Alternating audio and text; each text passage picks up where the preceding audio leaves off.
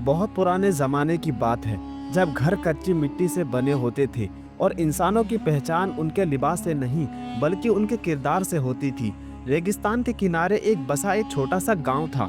चारों तरफ सूखी ज़मीन, दूर दूर तक फैले खेत थे और बीच में कुछ मिट्टी के मकान जिनकी दीवारों में दरारें थीं और छतों पर खजूर के सूखे पत्ते पड़े रहते थे।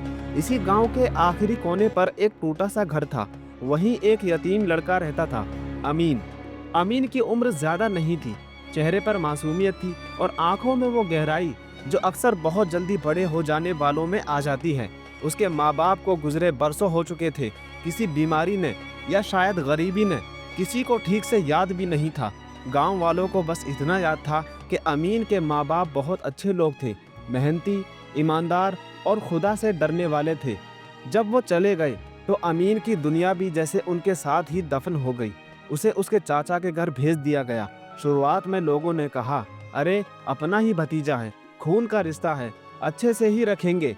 मगर कुछ रिश्ते सिर्फ नाम के होते हैं। चाचा का दिल पत्थर का था और चाची की जुबान से हमेशा जहर ही निकलता था। पहले ही दिन चाची ने अमीन को ऊपर से नीचे तक देखा और मुंह बनाकर बोली, हूँ अब एक और पेट पालना पड़ेगा। उस दिन के बाद अमीन बच्चा नहीं रहा, वो घर का नौकर बन गया। सुबह जब अंधेरा छाया रहता तभी उसे झिंझोड़ कर उठा दिया जाता, उठ जा, सूरज निकलने से पहले काम शुरू हो जाना चाहिए। नींद से भरी आंखें, थका हुआ बदन, मगर अमीन के मुंह से कोई भी शिकायत नहीं निकलती। कभी कुएं से पानी लाता, कभी गौशाले की गंदगी साफ करता, तो कभी खेतों की कड़ी धूप में काम करता। हमेशा चाची की पैनी नज़र उस पर रहती। अगर जरा सा भी काम गलत हो जाए तो ताना तैयार रहता, तेरे माँ बाप ने तुझे कुछ सिखाया है या नहीं। ये लफ्ज़ अमीन के दिल में छुरी की तरह चलते और उसे बहुत बुरा लगता, मगर वो चुप रहता। खाने का वक्त जब आता तो चाचा चाची गरम रोटियां और सब्जी खाते और अमीन को सबके बाद बुलाया जाता। अक्सर उसकी थाली में सिर्फ सूखी रोटी होती या फिर कुछ बचा हुआ खाना।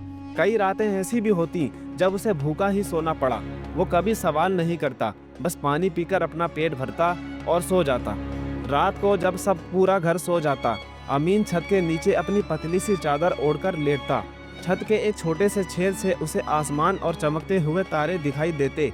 वो उन्हें देखता और कहता, या अल्लाह, तू सब जानता है, तू रहम करने वाला है, मुझ पर रहम करना, मुझ पर रहम फरमाना। एक दिन जुल्म की हद पार हो गई। धूप बहुत तेज थी और रेत आग की तरह तप रही थी। अमीन सुबह से काम में लगा था, तभी चाची ने उसे गुस्से में बुलाया, जा जंगल से लकड़ियां ले आ और ध्यान रहे बहुत सारी लाना। अमीन ने धीरे से कहा, चाची आज गर्मी बहुत है। बस इतना कहना था कि चाची का चेहरा गुस्से में लाल हो गया। जबान चलाता है, निकल यहाँ से, और अगर खाली हाथ लौटा तो आज खाना भूल जाना। अमीन ने चुपचाप अपनी पुरानी कुल्हाड़ी उठाई और जंगल की तरफ चल पड़ा। जैसे जैसे वो जंगल के अंदर गया, सन्नाटा गहरा होता गया। चलते चलते उसका गला सूखने लगा, प्यास से बुरा हाल था और रास्ता भी अब अजनबी लगने लगा था। वो थककर एक पत्थर पर बैठ गया और फूट फूट कर रो पड़ा और कहने लगा, या अल्लाह, मैंने किसी का क्या बिगाड़ा है, तू रहम करने वाला है, मुझ पर रहम फरमा। तभी उसे सन्नाटे में एक आवाज गूंजी। अमीन ने सिर उठाया, सामने एक काली कोयल बैठी थी। उसकी आंखें सीधी अमीन को देख रही थी। कोयल ने फिर उसे आवाज दी और उड़कर थोड़ी दूसरी डाल पर बैठ गई। ऐसा लगा जैसे कोयल उससे कुछ कह रही हो कि मेरे पीछे आओ, मेरे पीछे आओ। अमीन एक उम्मीद के साथ उसके पीछे चल पड़ा। कोयल उसे जंगल के एक हिस्से में ले गई जहां एक पुरानी अंधेरी गुफा थी। अमीन का दिल जोर से धड़क रहा था, मगर उसने हिम्मत जुटाई और अल्लाह का नाम लेकर गुफा के अंदर चला गया।